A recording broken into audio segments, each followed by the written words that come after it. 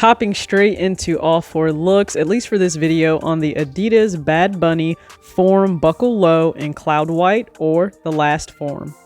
On the very far left, keeping it pretty simple with a basic H&M white tee with the rolled sleeves, relaxed fitting slacks from Zara. You guys know I love the wide brim fedora hat, so rocking that in the darker gray colorway. And then the Fear of God Essentials denim jacket. So without the jacket, it's probably a little bit more formal, but you can dress it down with the denim, and I just like rocking kicks with a little bit of business attire. To the right of that, we have the Fear of God Essentials cotton relaxed trousers in the seafoam colorway. I love that they're wide leg. I like how they fall on top of the Bad Bunny form. I'm wearing the H&M women's Oxford oversized shirt in the classic white colorway. And then that's really it. Throwing on the red Prestige glasses to finish it off. Part of the campaign is an endless summer, and if you're in warmer climates right now, it still feels like summer for you. Not here for me in the Midwest, but I am wearing the Adidas trefoil t-shirt with the Fear of God Essentials running shorts, also in seafoam, crew socks, and then an Adidas dad hat. And the final fit on the far right, which is arguably my favorite, the Fear of God 7th collection camo pants. They are very oversized, keep that in mind, with an H&M knit crop tank, and then also the minimal distressed cardigan sweater. Yo, TJ, back another video on Talks with TJ, and if you tuned in to this follow-up video of how I choose to rock the latest Bad Bunny form, the last form in Cloud White, I really do appreciate you. This will be short.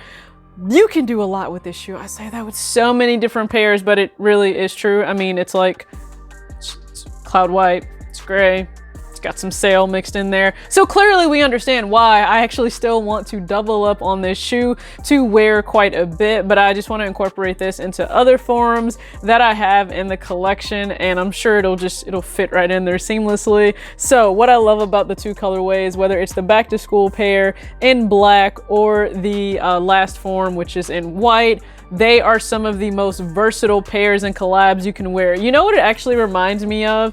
It reminds me of the LD Waffle in terms of this colorway, with it being all black with nylon, and then also the sail pair they did, white and sail pair in nylon, just because they are an elevated look and, you know, execution on a pair.